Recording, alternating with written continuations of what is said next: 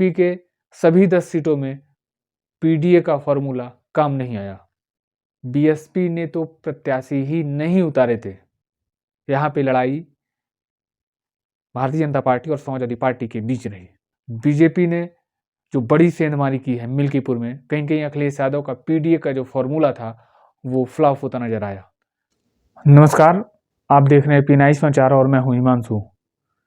अयोध्या की मिल्कीपुर उप विधानसभा seat Bharatiya Janata party ने बड़े अंतर से जीत हासिल की है। इस जीत के क्या मायने हैं और इसकी चर्चा कितनी है, ये जीत बीजेपी ने कैसे जीती है, इन सबको लेकर के आपको हम विस्तार से बताने वाले हैं। अयोध्या की मिल्कीपुर विधानसभा सीट, जहां पर भारतीय जनता पार्टी के कैंडिडेट चंद्रभानु पासवान ने बड़े अंतर से समाजवादी पार्टी को हराया है।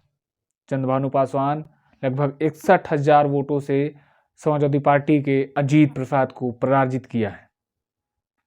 आपको बता दें कि अयोध्या की मिल्कीपुर उप विधानसभा सीट में जिस प्रकार से भारतीय जनता पार्टी के कैंडिडेट चंद्रभानु पासवान, वहीं समाजवादी पार्टी के कैंडिडेट अजीत प्रसाद अवधेश प्रसाद के पुत्र हैं, वो चुनावी मैदान में रहे। अजीत प्रसाद बुरी तरह हारे इस चुनाव में। चंद्रभानु पासवान की अगर बात किया जाए तो चंद्रभानु पासवान का साड़ी का कारोबार है। सूरत के अलावा रुदौली में भी इनका कारोबार है साड़ी का।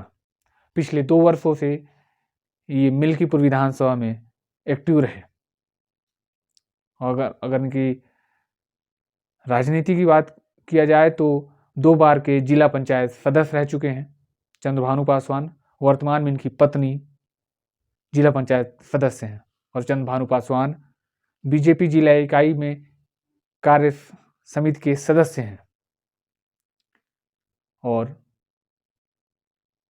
बीएसपी ने तो प्रत्याशी ही नहीं उतारे थे। यहाँ पे लड़ाई भारतीय जनता पार्टी और समाजवादी पार्टी के बीच रही। लेकिन जिस प्रकार से मिल्कीपुर में बीजेपी ने बड़े अंतराल से हराया, इसका कारण ये है कि कहीं न कहीं समाजवादी पार्टी के कैंडिडेट अजीत प्रसाद पे एंटी इनकम्बेंसी का कारण वोट उनको उतना नहीं मिला। क्योंकि देखा जाए तो सीएम योगी कुशल रणनीति यहाँ पे काम आई और योगी आदित्यनाथ मिल्कीपुर को